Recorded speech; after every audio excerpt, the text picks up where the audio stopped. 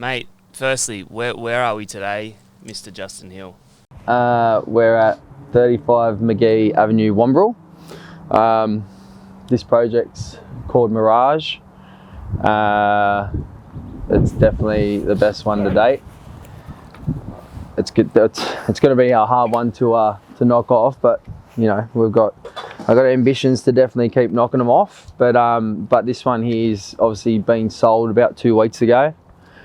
A really good sale. We absolutely sort of annihilated the Wamberal record. So really good buyers as well. Really happy with the buyers. Obviously dealing with a few before, and you get a good feel for people. And once we gave them that bit of vision and walked them around here and with the renders, yeah, they're absolutely stoked. So we achieved a really good sale here.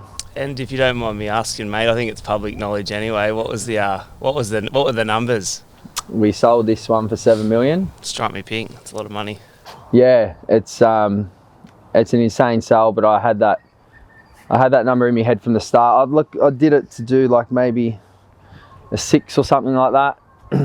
But then once we got the design right back and then started building this thing, it just stuck in my head that we're just going to stick with 7, and 7 was the number, even if we just had to finish it and build it at the end. And well, like I said, it's got great views, but it's non-waterfront. We're on top of the hill, and but yeah, it's a great achievement. So we're absolutely pumped about it. Yeah, unreal. So give me maybe a minute or so, just telling me about just sell me this property right now. Like, I know it's already sold. I'd love to buy it right now. Wish I had had the chance, but just sell it. Yeah, well, if I did have the money right now, sell me the property. Well, it's pretty special. Like, obviously you walk in, you start at the basement level. It's got a 3-car park, little gym or storage down there. And then you come up the stairs, there's a wine cellar underneath, and then you keep venturing up to the ground floor. The ground floor is like 37 metres long or 36 metres long. Beautiful views all over to the Skillion, Terrigal, all over the lagoon. You've got, and everywhere you stand in this house, we designed it with FBC design. We designed it where you can capture that view everywhere. So like, I mean, we've got 40% windows in this house. You know, a lot of them are 2.7 to 2.4 high. You know, we've got dining, living, all off form features, natural features. The inspiration for this home's Palm Springs with a little bit of mid-century. Lots of stone, lots of timber, nice earthy colours. But yeah, like I said, everywhere you stand, you've got media rooms, you've got a massive kitchen, curved walls, goes into a butler's pantry. Then you come up, you know, like a nice spine set of stairs. And we've got 1 guest bedroom downstairs, that's it. So when people stay, they're fully separated. And then up here on the top floor, as you can see, we've got views this way too, all over North Wamberal and everything, and the lagoon this way as well, and all the valley. And then up here, you've got the master bedroom looking all the way over to the Skillion, ensuite, big walk-in robe, another bedroom behind it, another big living area and rumpus. And then we've got 3 more bedrooms here and another big bathroom here. So the house is a good size, very generous, but mate, just little things like, you know, off-form circles, light wells.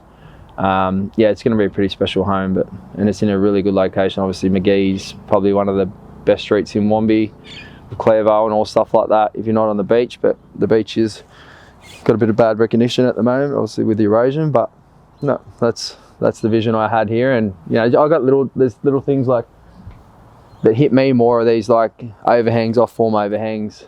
You know, reverse tapered eaves, no gutters. For a build perspective, that's the stuff that I like to see. It seems like with this development, you really haven't sort of let anything go. Like, you've really put every single dollar into it. Yeah. To make it as perfect as you can. And I suppose when I'm looking around on every different angle, whether it's the front or the back, you've captured a view of Wamberal from every single side, whether it's Terrigal, whether it's Wamberal, whether it's the valley. It's pretty insane. And you were just mentioning before that you've uplifted the house as well to really capture that view. Yeah. And what's the phrase? You've left no stone unturned. So looks unreal, mate. Yeah, no, we wanted to start a bit high, which was a bit hard. And then the flat roofs, it lets us get to that 8.5 metre height, which is our maximum limit. Obviously, if we did a typical conventional roof like that one next door, you're losing 2.5 metres. So the more you push up, the more you get underneath. and that's what we achieved on this one. But yeah, this is going to be a pretty special home, and like you said, I'd rather build what I say I'm going to build and what's actually in there in the renders, and try and actually make the home look better than what the renders do, than skimp on it. So and this one will do that as the other ones did. We say what we build, so that's the main thing. And I liked what you let me know that the buyer said to you as well when he came over last week, because obviously, unlike other builders, you wanted to just get him in and let him be a part of the experience. Yeah, I like to take them on the journey. Some people don't. Like, I think, you know, if you think your product's that good and you know, you've got all the faith in your own product and you will deliver it, I think you need to show a bit of personality, a bit of face. I know, you know, some developers or whatever probably don't do that a lot, but there's no point in hiding behind it. Like, I know what we're going to deliver. So yeah, him coming up here and them seeing the progress in the last 2 weeks, which, you know, we've got the roof on now, all framing downstairs, all framing up here. So the boys start cladding and locking this up on Monday.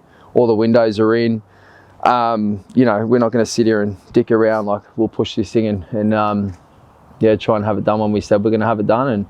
But at the same time, we won't make it shorter to cut corners. It'll be finished when it's finished. And I think that's something that it's come across to me from the day we met, is that it's not about the money for you. It's not about the sales target for you. I know that's what target you said in the beginning, but it's got a lot more sentimental value for yourself. Yep. And that's obviously why clients, you know, want to work with you. That's why, you know, investors want to work with you, etc., etc. It's because you have that passion in what the project finishes on, not just you know, what it starts on to get a sale. So I think for you, you're even more keen now that you know that buyer, that you really want to deliver something that exceeds those plans. Yeah, definitely. No, like I said, it was for me, even the day that we sold it and we got that big sale, like, you get a little bit of buzz, but it was over in a couple of hours. It's back to work, back to business the next day. I'll get more of a buzz when this is finished and I get to walk them through, hand them the keys, and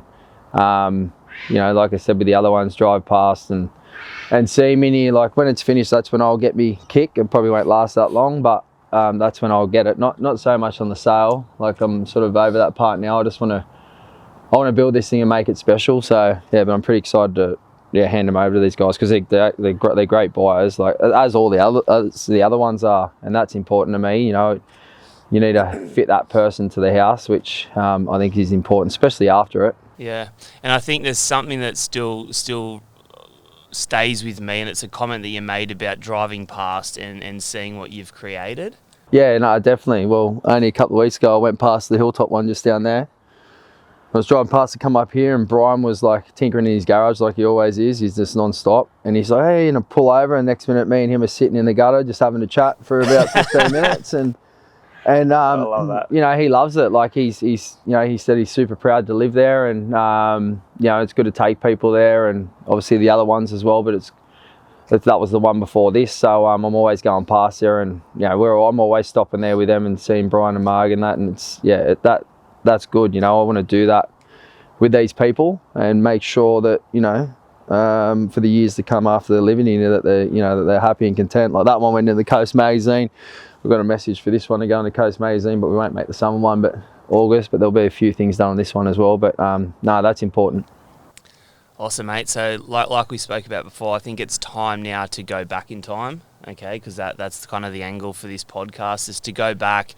If you want to go back as far as 15 years, we go back as far as 15 years and focus on where it started. So where you started as an apprentice or a chippy, or a, you know, where you started, and then sort of go over the model or the timeline or the strategy from when you started to where you are now, sitting here having just created this development that hit the record sale in Wamberal. So I think I'm keen to go over that with you, because you've obviously had trials and tribulations throughout that process. You've achieved some massive wins in that process. You've done so many developments in that process. But, you know, so many people that would be watching right now would be looking at this going, that's just unachievable. It's unbelievable almost. And you did it, so it's reality. But I think the best thing we can do is kind of go through how you did it. What was your journey? What were your learnings? And it should inspire a lot of other people to go, yeah, like I'm gonna do some great stuff like this, and I'm also gonna follow Hilly's journey to see what else is in store. And that's where I want to end this podcast. So if you're cool with that, we might start at the start, mate. Where did this development journey start for you? I started a while, like obviously I started out wanting to play footy and making it a footy, and that didn't sort of eventuate. So, I bought a house at probably about 21 in Yamina, which was, 325,000 back then. And it was 4-bedroom, brick, old pool and all that sort of stuff. And then, I was obviously with my wife then. We've been together for nearly 20 years now, I think tomorrow or something. And then... so how old were you, first house? 21. 21. Yep. Bought that one, lived in there for 12 months, got out of it, and then we moved overseas for a while, for about 2 years and whatnot, and rented out in between. And that was just to start it. Like I wasn't brought up in an owned home. So for me, I sort of wanted to try and get ahead in it. I wasn't even I'd done a bit of it, but I wasn't a builder then. I worked in construction, obviously, down in Sydney. I worked on commercial sites, and then I just got a sort of like a passion for property and development. And then obviously after having a bit of fun over in England and played a little bit of footy over there, and then obviously a lot of travelling with the missus, and then came back, and because obviously you do not waste, but spend a lot of money when you're overseas. Yeah. And you pretty much spend everything you have to have a bit of fun, and then come back, got that out of our system. We were about 27-ish sort of then. So I guess, I probably I had a decent gap in between that first buy, and then come back, and then that was it. And then bought another one with that one, renovated that one, was renting that out for good money, covering itself easily. Then we bought a few in McMaster's Beach. These were all renovations that we lived in, but obviously building capital and everything, because obviously, as you know, with your taxes, when you're living in them, it's you sell it, you don't get taxed. Yep. So there was a lot of that, and that's not easy. Living in it and renovating, especially when we had our first two kids. I remember building Brody a room, because one of the houses in Max, the third one or whatever, it had like a studio room downstairs, and it was a decent sized home, real old, double brick, and we had to make this studio room work. So there was like a shitty little kitchen at the end, bathroom, which was the laundry bathroom. We had the lounge room in the middle, our bed right there. I built a shitty little wall just to fit a cot in, which was Brody's cot. So it wasn't big, but then, and then I left building and I went into the mines for a while, just so I could sort of get on 4-day or 3-day shifts, but only locally up here at Chain Valley Bay. So for a while I was working Friday 12 hours, Saturday 12 hours, Sunday 12 hours, 2 weeks a day, 2 weeks a night, and then throughout the whole week I was building this house. and then also renovating the other one. So you had two houses going at this point? Yep. And then, because we had another one in 6A to the Scenic Road in Max, and then there's a lot of times where I've sort of maxed myself out with loans and money, and sometimes, I won't mention the banks, but they didn't. I would always just go in and put the deposit down because I had it, put it down and not even have a loan. I've done that probably on every property just to get it, and then you think, shit, I've got to get it financed for this to not lose me deposit. But I did that a lot just to secure a property at good prices. So at this point where you've got a couple of properties in Max and Broads has got his room being built, were you effectively leveraging property against property? Leveraging everything. You're leveraging everything. I was leveraging my credit cards. I was leveraging everything. Mate, back then you you're spending a fair bit of money on them even back then, and so many times you do run out of money and well, I've got to keep going. Where do I get the money from? So mate, I'll go get more credit cards, finish it, keep going, finish it, just non-stop, just keep pushing through it all. But yeah, and then we finished that one there. We had Yamina finished, we had another one in Max finished, but like I said, I took loans away from banks and went to second tier lenders, or not big banks to be able to have, you know, multiple properties at once, just because that was maxed out. Because the computer was saying in Melbourne I was maxed out and I couldn't service it, and I was like, well, I'm getting it no matter what. So I'd push on to other banks, take all the loans from them and cross collateralize all them, and you might pay a touch more in interest, but at the end of the day you're getting it done. And then I'd cash out. So I'd always cash out on the money, so I'm not getting progress payments for my builds. I'm cashing out my equity and then I'm putting it into the build, because cash is a lot better than that. Otherwise you can get held up on progress payments, all that sort of stuff. So I always did it with cash. And then sold property, sold Max, sold your minor, and then we stayed in Namatjira, which is a beautiful home. We broke the record in that street as well when we ended up selling it. Was Namatjira in Max? Masters Beach, yeah. So that's a beautiful home, that one, and they even sold it. So we stayed in that one, had Flynn, and like when we were younger too, there were so many times that me and Lauren moved back to like her parents' house and that, just in between renos and all this sort of stuff, you know. Had to rent at other places, you know, just to get things done. And then we started buying in Wamberal. And so I started the one down here on the corner of Leonard and Old Gosford, which I just drove past this morning. It was quite funny. I was driving through Wamberal this morning, and I've literally gone through every street that you've developed in to get to this one. I got like a little track coming through. Are you on the game Monopoly at all? But here's good. Wamberal's good. It's a big sort of open market. It's central. It's got, I like it. Like, you got your couple of good streets. For me, streets are important, massively important wherever they are. But yeah, we bought this one. I'd got that with a second tier lender at a higher rate. But at the end of the day, you know, I built that one in 13 weeks or something like that. So that went in the paper because of how quick we built it, but that took its toll. So I was like, I can't do that again, but it sort of had to be done at that time. And then we ended up selling Namatjira because we found the world's perfect acres in Masters Beach. So at the time we were thinking, we won't buy again, we'll just keep developing and use more money. But we couldn't say no to these acres. It was a private buy, the only massive acres in Masters Beach, you know, and it was just like, I remember driving past there like 10 years ago saying, Lauren, I'd love to buy it one day. And it ended up happening. So we're in a nice old little cottage we've renovated over there, and it's beautiful there, and we've got plans to, you know, build a beautiful home for us over there eventually shortly, but it's more about the developments at the moment. We sold that one. And then we bought one in Hilltop Road. That's a beautiful home, beautiful development. Same thing, I second tier lended on that one, and then used, you know, your money to do the build, so there's no installments or no delays.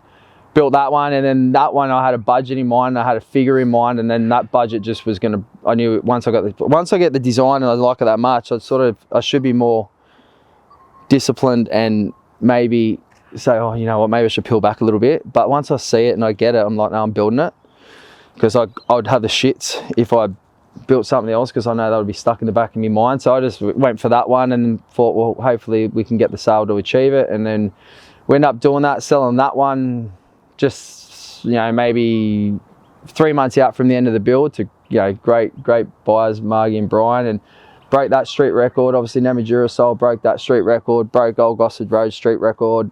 Every single one we've broken a record so far.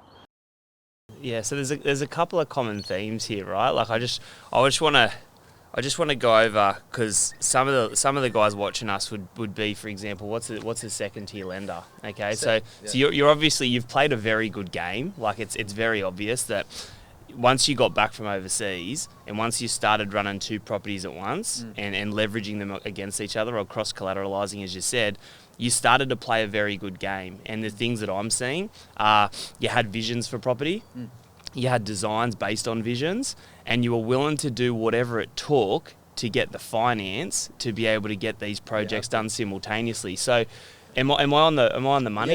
Yeah, and you have to, like, at the end of the day, I put myself in some massive situations, like huge situations, like I said, putting deposit downs on homes that you don't even know you got a loan for, and then you got banks telling you, oh no, sorry, you've got at one stage, I think we're going into 4 properties or something, and that's where they maxed me out. And I was like, well, I've got 3 weeks left to get this loan. Otherwise, this guy's walking away with my deposit. So A, how did you sleep at night? And B, what did you do? What was your strategy? I had a good manager in this bank, but then at the end of the day, that's when they brought in the computer from Melbourne that used to say yes or no, not a human. and it made it a lot more difficult, and it was a shitty time through lending. So I was just like, well, I'm going to take all the loans away. And he's like, well, how are you going to do that? I said, well, I'll just do it. So then I got onto a second tier lender. Same thing. I won't mention any of the banks, but they're a good bank. They're not so much second tier; they're more of a credit union. And got onto them and met their banker and said, can I do this? And brought all the loans over to them. Did it. Got the money for Namatjira, and then I started leveraging money off them. And then when I started doing like developments that we weren't living in, so like not renovations that we like all the outside ones that we started doing once we got enough capital to do that. People think it's easy to just go get money and do it. Look, you don't.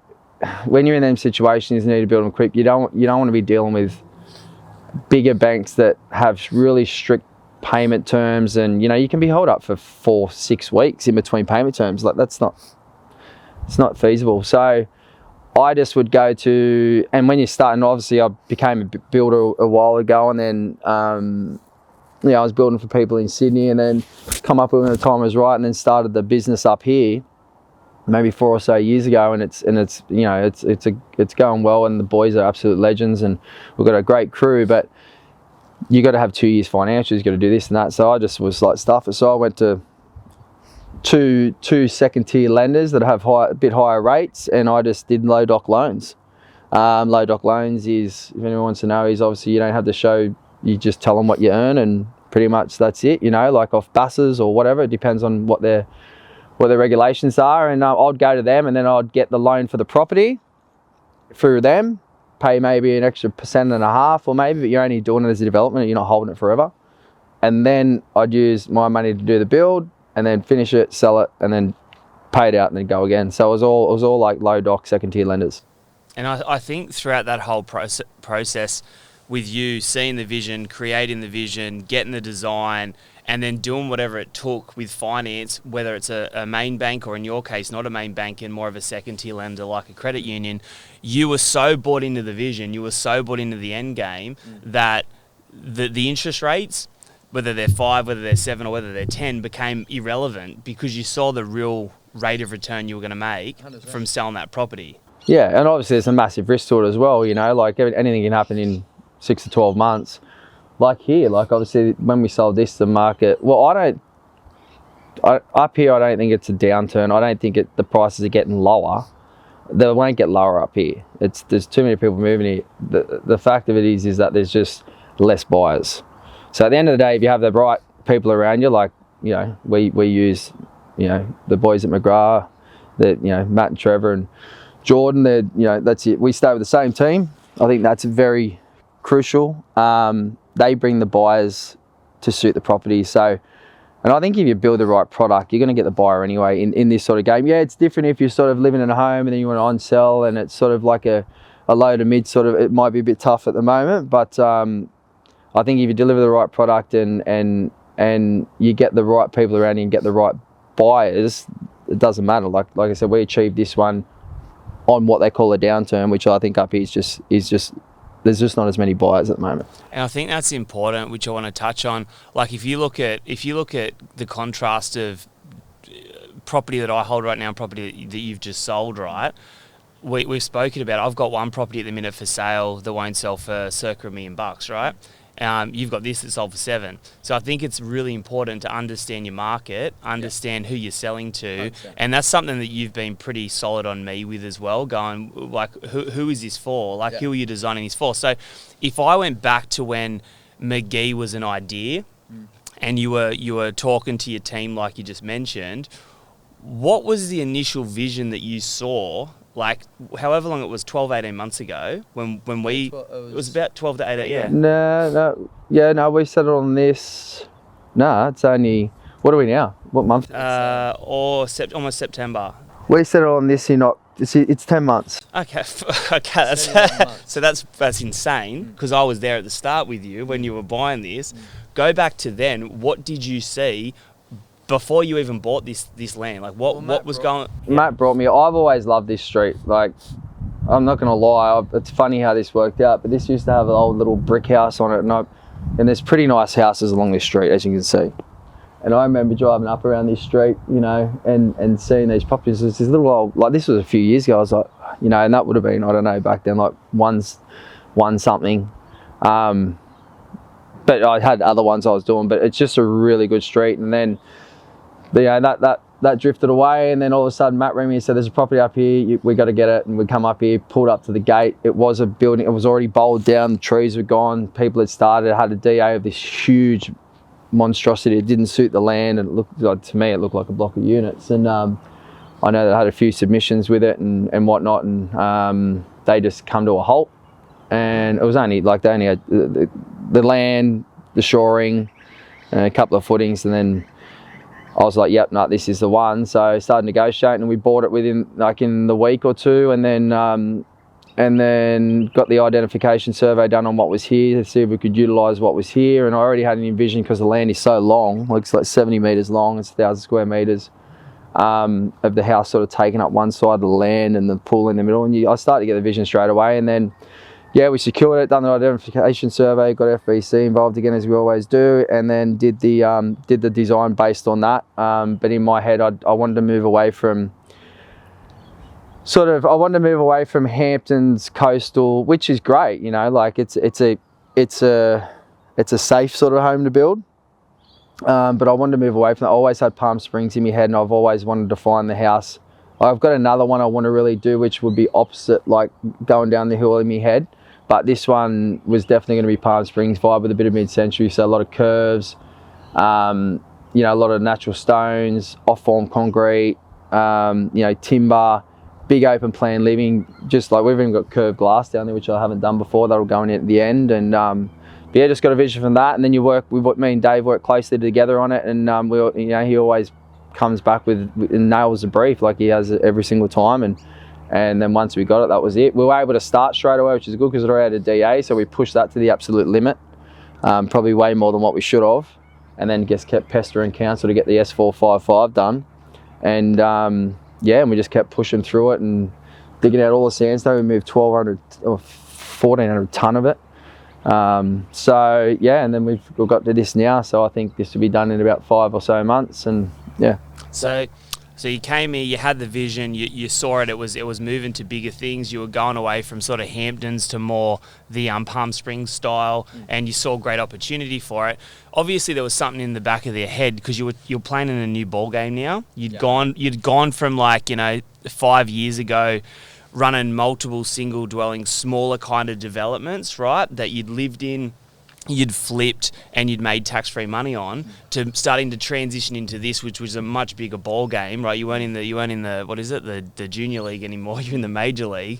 Okay, when you did that, did you have some concerns financially, and how did you rest at peace with those finances? Because obviously you were playing on a much bigger financial game.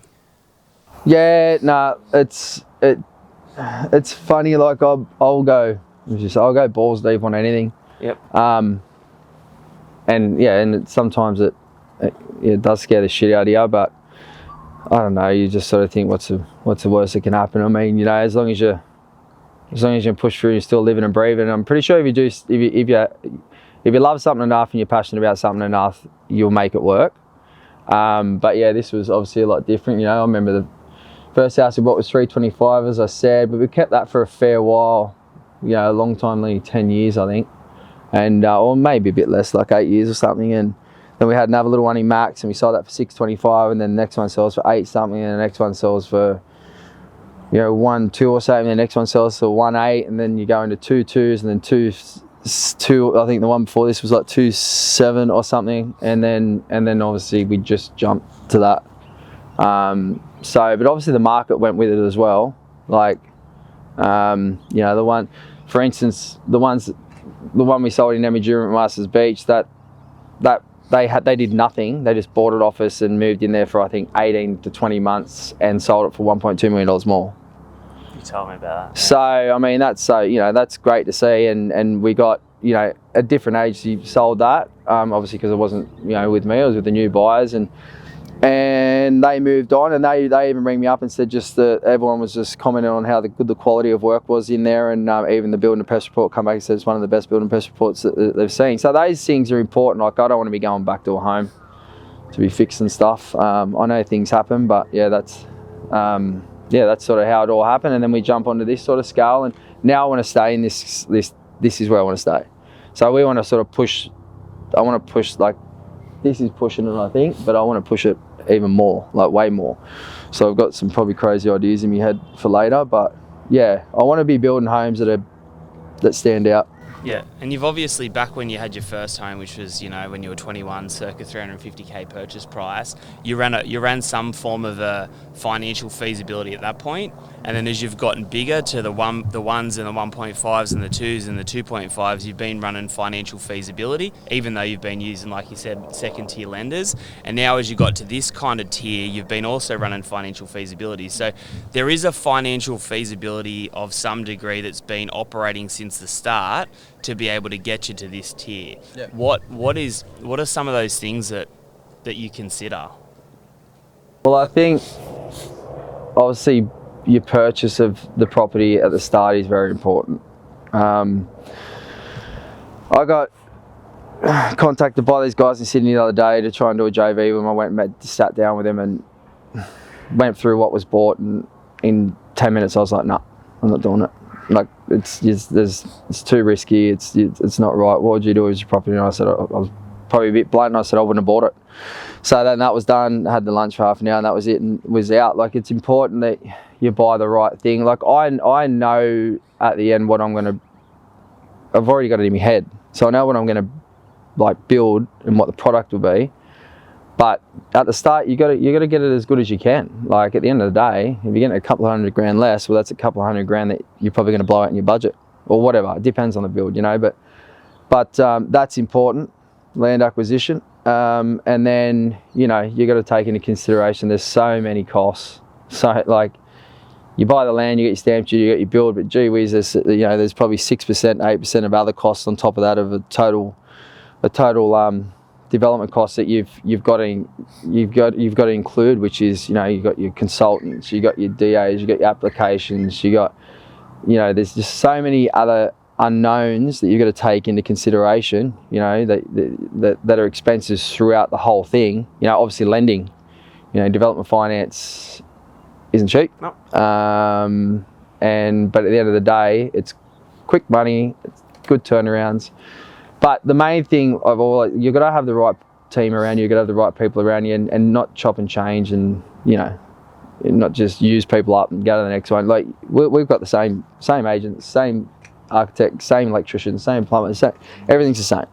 Unless someone leaves, like our plumber left, and we've got a new guy in Stixie at the moment. He's going well, but it's and he's a good mate of ours. But I think it's about building a good team and having the right people around you that sort of want to do well as well. You're helping them out as well. So you should be getting it back. Yep, and I think definitely when you're doing a tiny little flip, or you're doing a bigger development like this, or you're doing a development 10 times this, you obviously need to know your costs. That's important. You need to know what your interest charges are going to be, your line fees are going to be, your people are going to cost, all of those bits and pieces are paramount. But you most importantly need to have a vision of what it's going to look like, and you need to know like what your ultimate client's going to be and what you're going to sell the property to them for. How did you know? Because you just hit the record right on this property. In Wamberal, how did you know? Because I know you knew that number back 10 months ago when you settled. How did you know that number?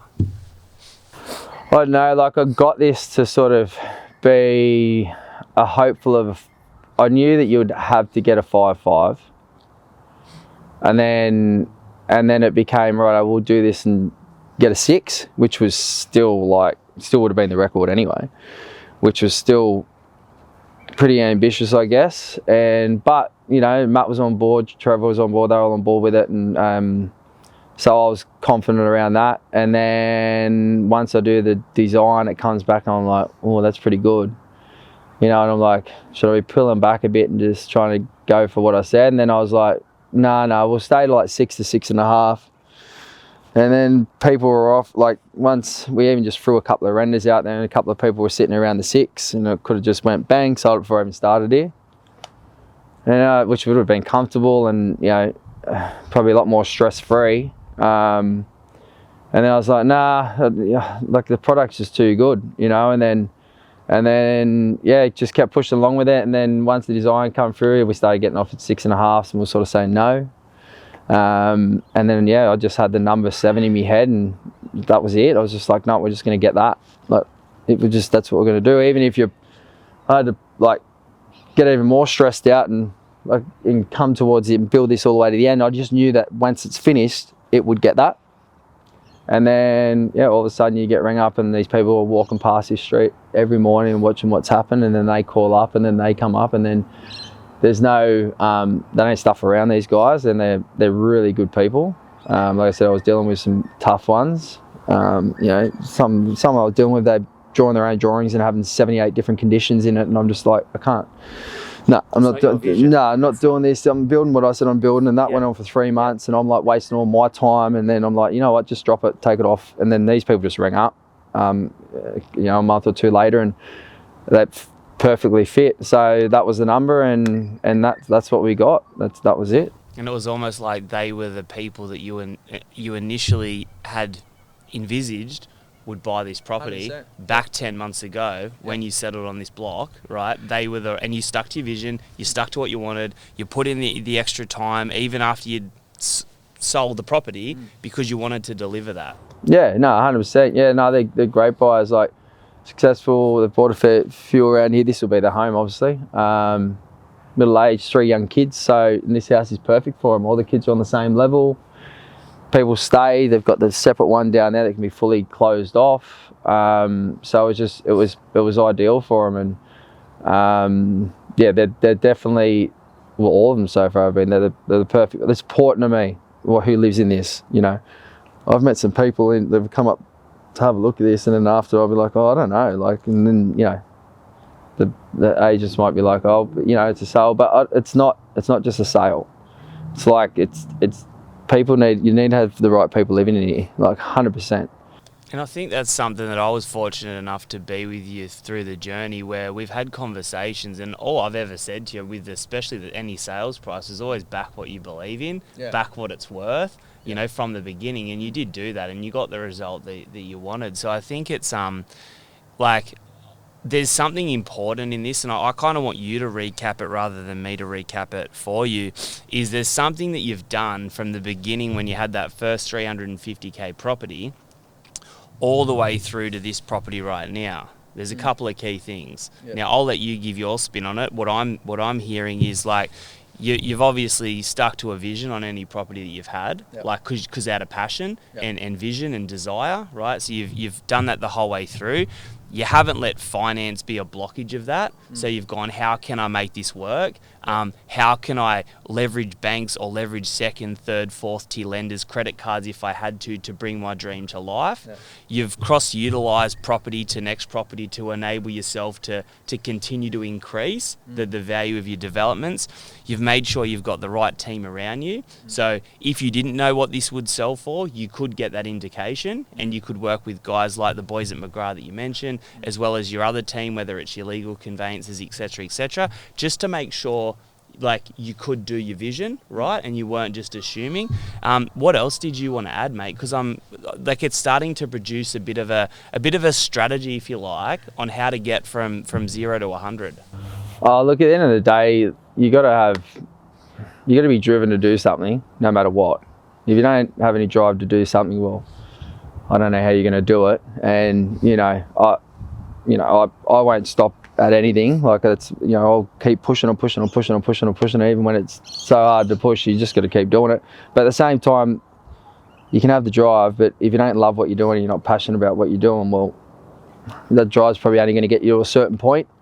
Like, you got to love it, especially, God, there's sometimes I sleep good, so I'm lucky, with that. I'm good sleeper, but sometimes you lay in bed and once you start thinking, man, and you look over and it's like 1, 2 o'clock in the morning, you haven't slept yet. Like, that only happens every now and then, but I try and block it out before I go to bed. But there's, you're going to go through some, it's going to be hard. It's hard. Like, it's not easy. There's definitely more harder times than easier times, and probably more lows than ups. But if you love it that much, that shouldn't matter.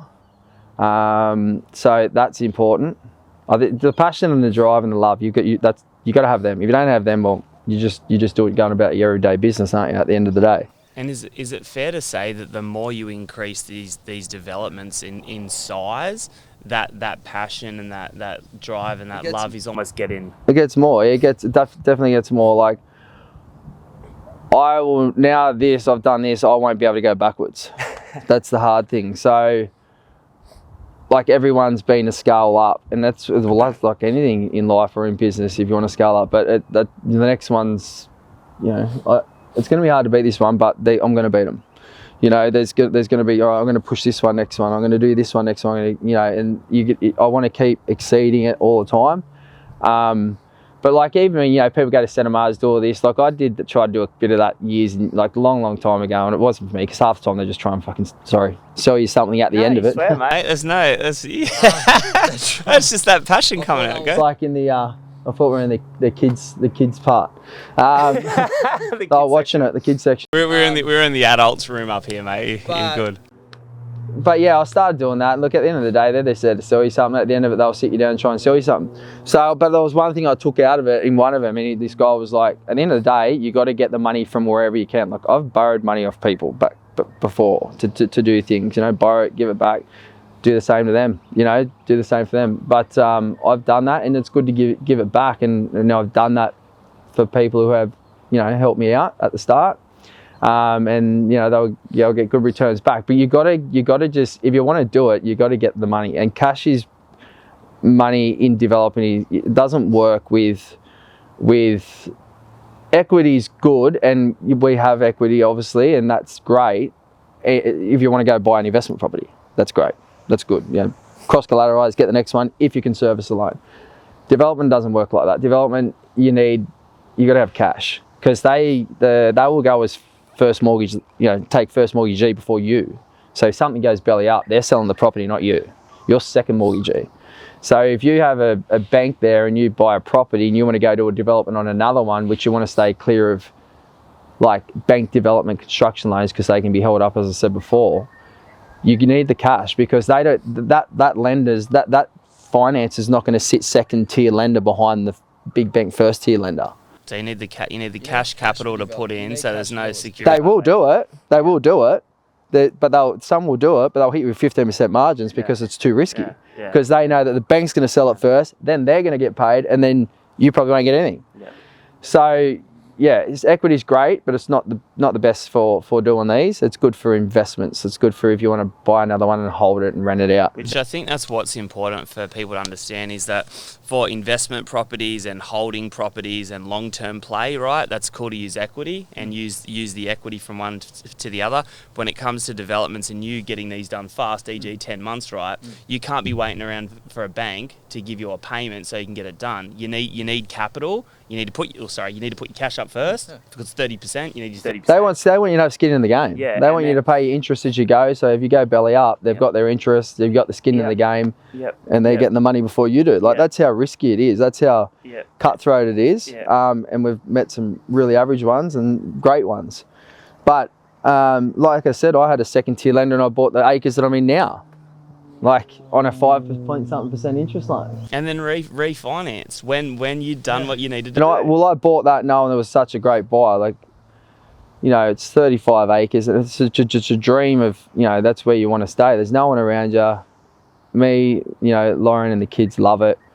I'd love to build our dream home there now, but it takes too much away from doing these. Like we've renovated the beautiful old home that's there now. It's come up great.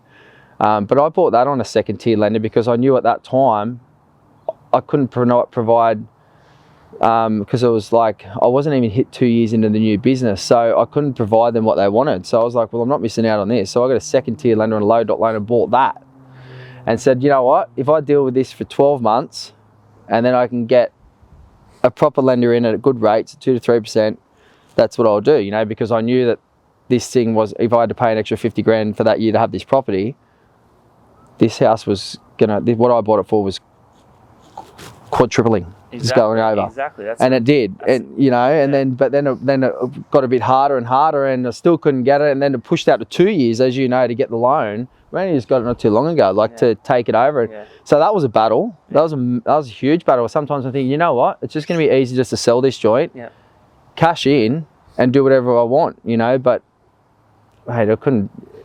It's too much of a. If I sell that, we're never getting it again. So me and Lauren sat down and spoke about it, but we just loved it too much. So we just pushed through, and finally we ended up getting the right loan for it. And then you get the right loan for it, and interest rates go up anyway. So sure. So, but at the end of the day, the other ones would all end up even more. So it's the way it is. But you know, hopefully, you know, probably I'd like to try and start our home there next year. But we'll see what happens. Like Lauren's pretty easy to work with. She's pretty lucky. Obviously, you got to have a good woman there as well. So she goes through what I go through, and she backs it. Like, she's like, you know, at the end of the day, you keep doing what you want to do, and it's good. You got to have that. If you don't have someone in your corner, well, good luck to you, because it is risky, and they see it and they go through it. So yeah, we love this property, so we wanted to stay there. But at the same time, I got another second tier lender to get it, knowing that I'm going to pay a lot out monthly to have it,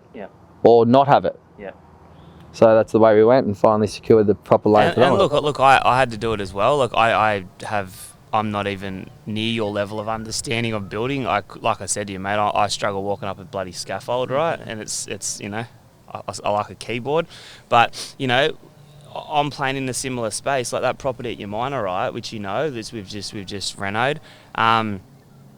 I was on a 10% business loan to get it finished. Like, that's insane, right? Yeah. And it got to a point where I was just about to refinance the whole property, right, as well as our other properties. And then, God love her, my beautiful wife, similar to yours, mate, who backs me all the way. She accidentally missed 2 payments by a day, and then the bank, not the second. It's not everyone will say it, but I think everyone's done that. We've done Everyone's it. done it. It's the way it is. The bank said, look, we're not going to do it. So then I was going to be with a second tier lender. It just is what it is. Now, luckily, I could scheme my way through. We got refinanced on the whole thing. But when you've got a vision that you have, when you've got a vision of where you want to live or what you want to build or what you want to flip, it far, far, far outweighs the cost of, you know what I mean, of the interest. It just does. Like, if you do your feasibility right, it far, far outweighs it. Oh, look, even with this one here, I was thinking, you know, like, it's like a game, you know, like, you'll use your business and you'll be building other properties, and obviously you can leverage money from your own business. You can do all these sort of things and that, but it's like, you're thinking, God, am I going to have enough at the end? You know what I mean? But you get backed into a corner all the time, like in this, you know, but you just got to find a way to get out of it. That's it. And you always will, if you really want to. You might go for 5 different strategies to get out of it, but eventually the strategy that you use might not be the best one to get out of it, but you'll get out of it. And then you'll come to the end, and then you sweep for a while. And then you do it again. And then you sweep for a while, and then you do it again. So you're going to have your back against the wall doing anything that's high risk. And I think that's what I'm finding so much lately is you do have builders out there that want to become developers, right? But they've got that passion, they've got that vision, they've got that kind of excitement, but they've got no financial idea how to do it, and they don't understand what a second tier, a third tier, a fourth tier lender, or a shark lender is, or what. They don't understand any of that financial part, as well as not knowing how to make even their business financial. For example, that it's like always going to be a pipe dream. But even when you didn't have that guidance, you were still able to figure out the finances, even yourself, which is a full testament to you, right, to make these happen and to roll these right all the way from the start when you were 21. Like, that's when it started. And so lucky numbers has always been my favourite subject. Maybe that's why we get along, because I'm not going to be on this job site on the tools. Like, you know, numbers and maths has probably always been me better point if you were talking about a subject at school. But I'll look, at the end of the day, you just got to learn it. Like, if you want to do something, you got to learn it. So I'll just learn it myself. You learn by a lot of mistakes. I've done millions of mistakes. You know, I've learned a lot of lessons from them. If you make a big mistake or have a massive setback, if you don't learn from that, well, you're probably not going to learn at all. So I probably learnt more from them. But if you want to do something, you got to learn it. So I'll work out what's their regulations for their lending. Like, what can they do? How can I leverage them? You just got to get deep into it and learn what you're going to do. Like, and whether it's 10 hours of learning it or 2 weeks of learning it. So you just got to do that. And if a lot of people did the learning, such as I'm going to go buy this property in McGee, now obviously it might start a lot smaller than this, but I'm going to go buy this property. This is what I can do, injecting my love and passion into it. This is what I would sell to the right client. Wow, why wouldn't I do that? Like, look at the financial feasibility of doing that, and then what's that going to open up as the next one, and then the next one. I think most don't do that formula. Like, most don't even look at it like that. Even sitting down, instead of reading the newspaper, just go, what if I did that? Like, what would it look like? Now, if the numbers stack up so much versus the cost of it, it's like it's insanity not to do it. Yeah, well, like I said, you've really got to sort of know what you get yourself into. Like I said, the first thing I learned was, like, I never got given a car or anything like that. I went out and, instead of buying a shit box, I went out and bought a $28,500 Holden. It was probably, at the time I was thinking, you're young, and I was struggling to even pay it off. Like, but I was thinking, if I pay it off, does that make, because I was only like 19 or something. I was like, does that mean that I'm going to get a good credit rating when I pay it off? Because it's a big loan, blah, blah. Is that going to help me get into the property market? All these things that go through your head, whether it's true or not, I still don't even know if that's true. But I did that, and then paid it off, and then obviously I still had that car when I got the house at Minor, and maybe it did help a bit. I don't even know, but that was my thought even then. Let's just do that. When I probably should have just went out and just bought just a car that I could sort of afford. But anyway, that's what I did. And you'd sort of work out these, and so that was a strategy then. You sort of work out these little things that will help you along the way. But obviously once you start doing it for longer and longer and longer, then you obviously start learning more of the ins and outs of it. But at the end of the day, like you're saying, going back to before, like builders becoming developers, like I was developing before I was a builder.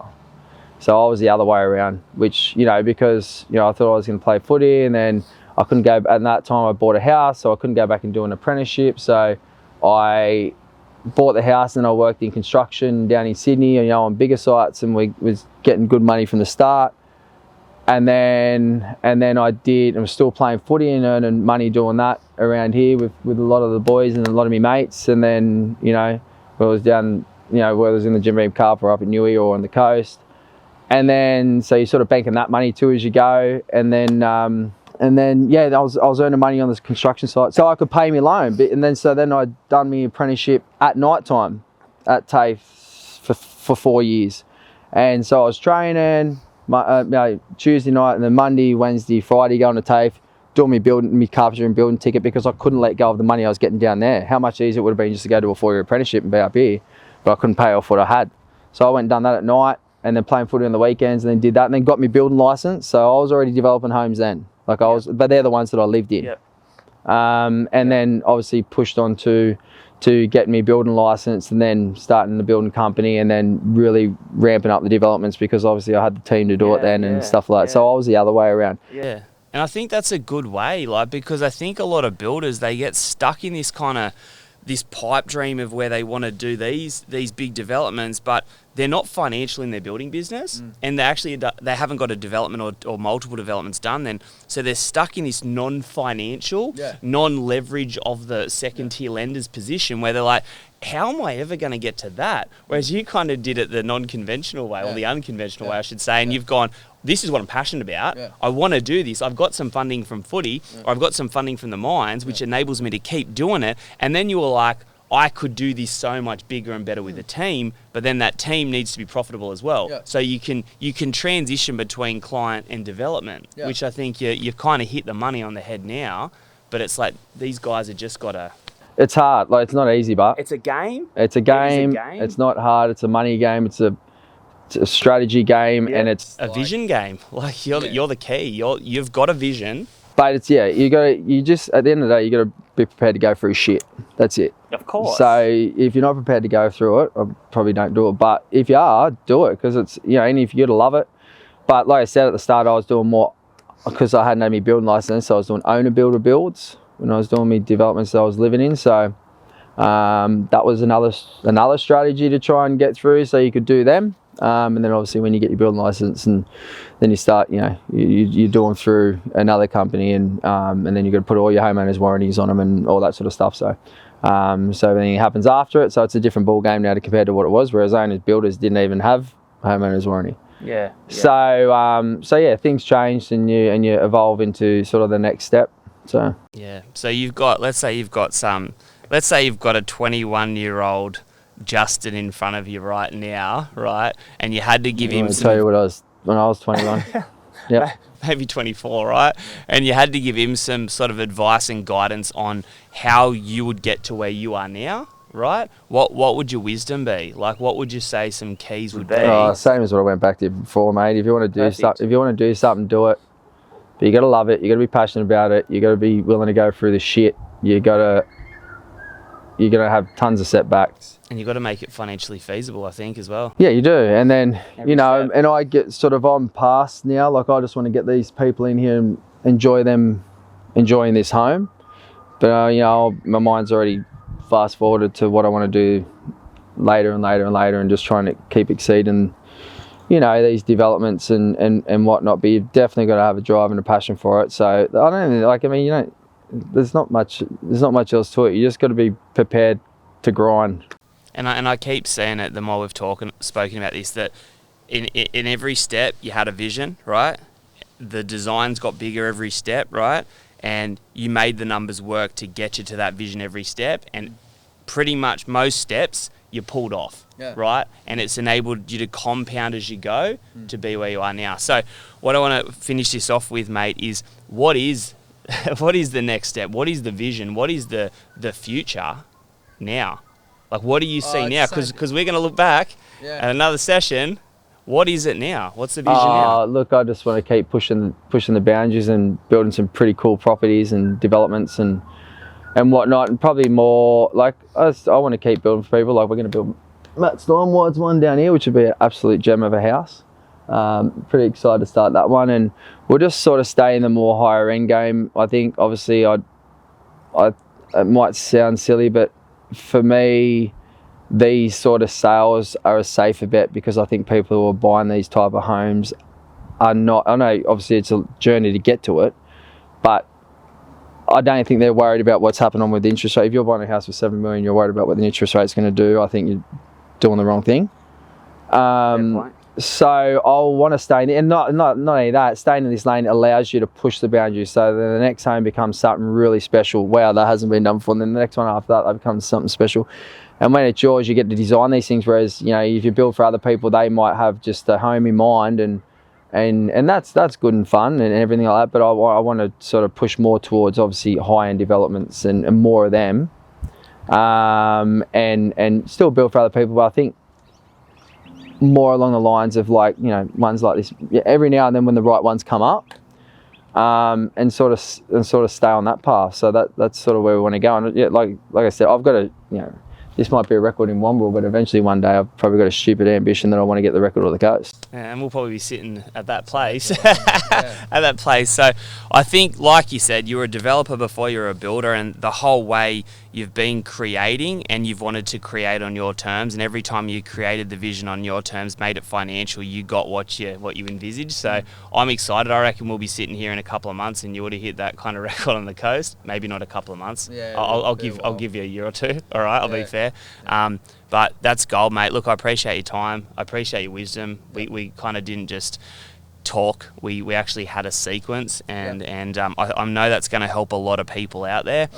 Because that's all I see is I see you were able to, at a young age, start to turn this into a reality, and it's like we keep hammering on it. You had a vision, you wanted to do your creations, not someone else's, your creations, and bring them to life through just honestly the financial game. So, mate, I'm sure there'll be a lot of people that will be following your game and following your journey, and like I know, hand on heart, in a couple of years, mate, we'll be sitting there in that record for the whole coast will be made.